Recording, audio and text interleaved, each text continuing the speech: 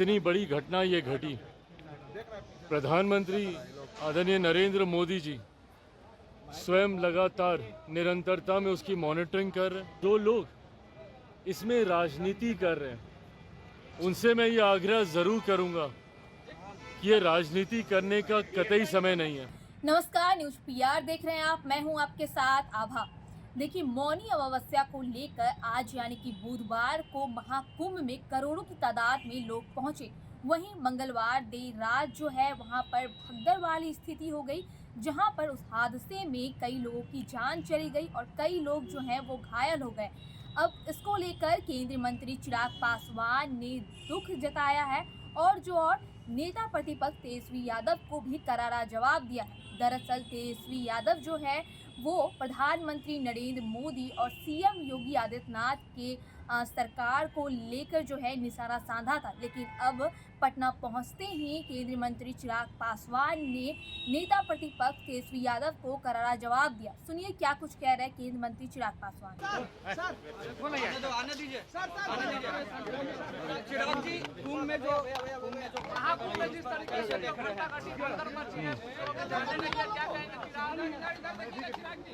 देखिए, ये यकीनन एक दुखद घटना है। जिस तरीके से आज मौनी अमावस्या के दिन कुंभ में कई श्रद्धालुओं को भगदड़ के चलते अपनी जान गंवानी पड़ी, इसके लिए न सिर्फ जितने भी मृतक हैं उनके प्रति मैं अपनी पार्टी की तरफ से श्रद्धांजलि प्रकट करता हूं, बल्कि जितने भी घायल हैं उनके भी जल्द स्वस्थ होने की कामना करता हूं। यकीनन ये घटना दुखद है, जिस तरीके से इतनी भारी संख्या में, और मुझे लगता है शायद ये अपने में एक रिकॉर्ड ही होगा कि जिस संख्या में आज वहाँ पर लोग स्नान के लिए उपस्थित थे, ऐसे में कहाँ पे क्या चूक हुई, किस कारण से इतनी बड़ी घटना ये घटी। प्रधानमंत्री आदरणीय नरेंद्र मोदी जी स्वयं लगातार निरंतरता में उसकी मॉनिटरिंग कर रहे हैं। आज सुबह कैबिनेट की भी बैठक थी, उसमें भी उन्होंने इस चिंता को प्रकट किया। मुख्यमंत्री उत्तर प्रदेश के लगातार वो संपर्क में हैं। मुख्यमंत्री ने भी कई दौर बैठकों के किए। भविष्य में, क्योंकि अभी भी एक लंबा समय है कुंभ का, ये घटना ना घटे इस बात को तो सरकार हमारी सुनिश्चित कर ही रही है, बल्कि इससे कहाँ पे इसमें चूक हुई है या कैसे ये घटना घटी है, इसकी भी उचित जानकारी लेकर उचित कार्रवाई की जाएगी। राहुल गांधी समेत तमाम विपक्ष जो है कुव्यवस्था का आरोप देखिए, मुझे लगता है जिस तरीके से इस बार इंतजाम किए गए, व्यवस्था की गई, लगातार राज्य सरकार ने इस बात को सुनिश्चित करने का कार्य किया।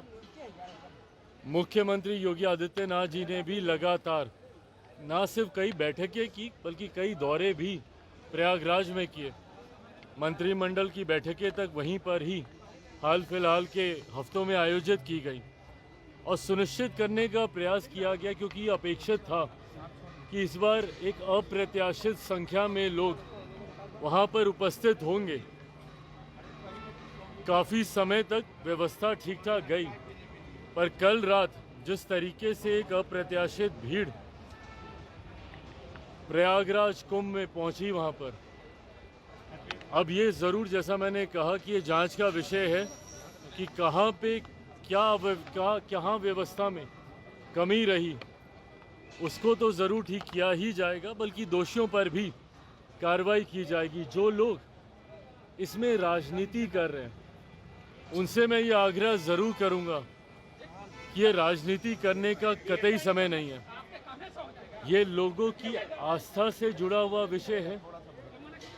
श्रद्धालुओं ने जो वहाँ पर आए, जिन्होंने अपनी जान इसमें गंवाई, उनके प्रति संवेदना रखने का ये समय है। जो लोग व्यवस्था पर सवाल उठा रहे हैं, अगर उनके पास इसकी कोई सटीक जानकारी है तो ज़रूर सरकार के समक्ष रखें। पर मुझे लगता है कि इस बार जितनी संभव व्यवस्था का प्रयास सरकार के द्वारा किया गया, उसमें सरकार ने इस बात को सुनिश्चित करने का कार्य किया कि कहीं कोई लापरवाही, कोई चूक नहीं हो।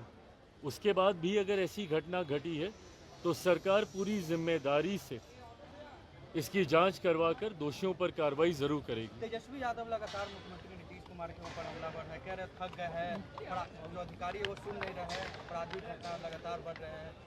देखिए, दिक्कत ये है कि नेता प्रतिपक्ष मुख्यमंत्री जी पर लगातार निजी और व्यक्तिगत टिप्पणियां कर रहे हैं। उनको लेकर, उनके स्वास्थ्य को लेकर, थक गए हैं, उम्र हो गई है, इस तरीके की बातें, जिसका मैं कतई कभी भी पक्षधर मैं नहीं रहा हूँ। आप नीति पर आप आरोप कीजिए, सरकार की कार्यशैली पर आपको आरोप लगाने हैं, ये वो राजनीतिक विषय हैं जिसके ऊपर हम लोग भी अपनी बातों को खुलकर रखने का काम करेंगे। नेता प्रतिपक्ष का पद एक जिम्मेदारी भरा पद होता है। ऐसे में उनसे अपेक्षा ये नहीं की जाती कि वो इस तरीके के व्यक्तिगत आरोप प्रत्यारोप मुख्यमंत्री जी और उनके पद पर या उनके व्यक्तित्व पर वो करें। अगर वो किसी नीतिगत विषय को लेकर अगर वो टिप्पणी करते हैं तो ज़रूर हम लोग भी उसका जवाब देंगे। पर इस तरीके के आरोप, चुनावी वर्ष है, जनता भी देख रही है। ये वही मुख्यमंत्री हैं जिनका समय समय पर आपने साथ लेना अपने राजनीतिक लाभ के लिए आपने ज़रूरी समझा, और आज उन्हीं पर क्योंकि वो आपके दूसरे गठबंधन के, आपके सामने वाले गठबंधन को अपनी उपस्थिति से मजबूती देने का कार्य करा। और ये बात नेता प्रतिपक्ष भी अच्छी तरीके से जानते हैं कि आज एनडीए गठबंधन एक विनिंग कॉम्बिनेशन के साथ आगे बढ़ने का काम कर रहा है। उपचुनाव में हम लोगों ने इस बात को प्रमाणित भी करके दिखाया। उपचुनाव में जहां एनडीए के तमाम प्रत्याशियों का 100% स्ट्राइक रेट रहा, इस बात की घबराहट यकीनन विपक्ष में है। अब कितने महीने रह गए हैं, दिल्ली में अभी चुनाव समाप्त हो जाएगा 10 दिन के भीतर। उसके बाद पूरा ध्यान सबका केंद्रित रहेगा बिहार के चुनाव को लेकर। और बिहार के चुनाव में जिस गठबंधन के साथ एनडीए आगे बढ़ रहा है, पांचों दल का गठबंधन, ये एक तरफा हमारे गठबंधन को जीत दिलाने के लिए एक मजबूत कॉम्बिनेशन है। मैं मानता हूं इस कॉम्बिनेशन के साथ हम लोग 2025 विधानसभा चुनाव में 225 से ज़्यादा सीटें जीतकर एक ऐतिहासिक जीत एनडीए दर्ज कराएगा। और जिस कोऑर्डिनेशन के साथ हम लोग आगे बढ़ रहे हैं, ये आप सबके संज्ञान में है कि तमाम दलों के प्रदेश अध्यक्ष एक एक कर अलग अलग जिलों में कार्यकर्ता सम्मेलन ऑर्गेनाइज करने का काम कर रहे हैं। हमारे प्रदेश अध्यक्ष राजू तिवारी जी यहाँ पर मौजूद हैं। भाजपा के हों, जदयू के हों, कुशवाहा जी की पार्टी के हों, मांझी जी की पार्टी के हों, तमाम प्रदेश अध्यक्ष एक साथ अपने कार्यक्रम अलग अलग जिले में करने का कार्य कर रहे हैं। इसका लक्ष्य यही है कि ये गठबंधन को हम लोग बूथ स्तर तक लेकर जाएं, और इसका हम लोगों को रिजल्ट भी देखने को मिल रहा है। ये गठबंधन ना सिर्फ प्रदेश स्तर पर, ना सिर्फ नेताओं के स्तर पर एक नई मजबूती के साथ आगे बढ़ रहा है, बल्कि जिला में भी आप देखिएगा जिस तरीके से बैठकें हो रही हैं, दही चूड़ा के बाद इस कार्यक्रम की शुरुआत की गई, ये अपने में दर्शा रहा है कि बूथ लेवल तक हम लोगों का गठबंधन मजबूती से आगे बढ़ रहा है और एक ऐतिहासिक जीत की ओर हम लोग अग्रसर हो रहे हैं। दिल्ली में क्या होने वाले हैं, क्योंकि अरविंद केजरीवाल के ऊपर अब राहुल गांधी ने बयान देना शुरू कर दिया है। अब बताइए, ये है इन लोगों का गठबंधन। बिहार से ही शुरू किया था इन लोगों ने। इंडिया अलायंस बड़ी बड़ी बातें ये लोग करते थे, और एक एक करके ताश के पत्तों की तरह ये गठबंधन टूटने लगा, एक एक करके तमाम घटक दल, क्योंकि ये महत्वाकांक्षी नेताओं का ये गठबंधन है। यहाँ पर हर नेता इस गठबंधन का एक दूसरे के सर पर पांव रखकर आगे निकलने का प्रयास करता है।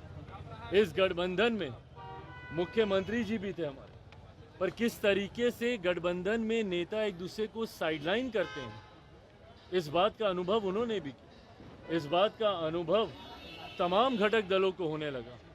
ममता बनर्जी जी ने पहले ही गठबंधन से दूरी बनानी शुरू कर दी थी और दिल्ली इस गठबंधन के टूटने का सबसे खूबसूरत उदाहरण है।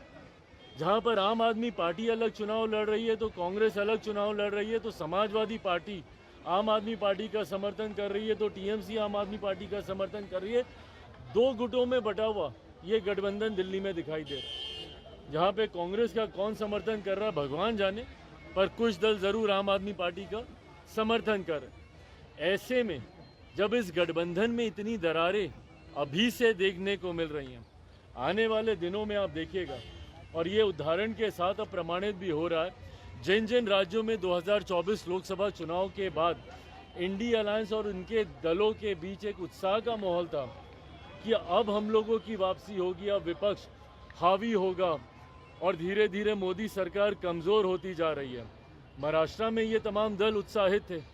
परिणाम विधानसभा के चुनाव में देखने को मिल गए, जहां महाराष्ट्र लोकसभा में जो विपक्षी दलों का गठबंधन था, जिसमें उद्धव ठाकरे जी की पार्टी, कांग्रेस और शरद पवार जी की पार्टी, ये तमाम लोग थे, देखने को मिल गया क्या हुआ विधानसभा के चुनाव में।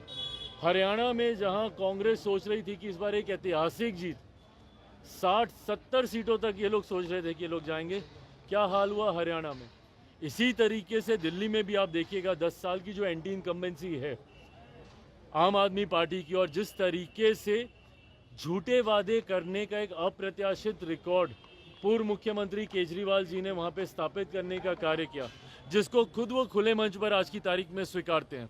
भाई हम लोग भी दिल्ली में रहते हैं, दिल्ली में गंगा यमुना हम साफ कर देंगे, तो वहाँ की सड़कें ये बना देंगे, और खुद आज कबूल कर रहे हैं कि ये उन वादों को पूरा नहीं कर पाए। आज की तारीख में दिल्ली के लोग पूरी तरीके से, हम लोग भी धीरे धीरे कैंपेनिंग हम लोगों ने शुरू की है, और जो जनता का जो फीडबैक मिल रहा है, ये बात तय है कि आम आदमी पार्टी की सरकार दिल्ली से जा रही है।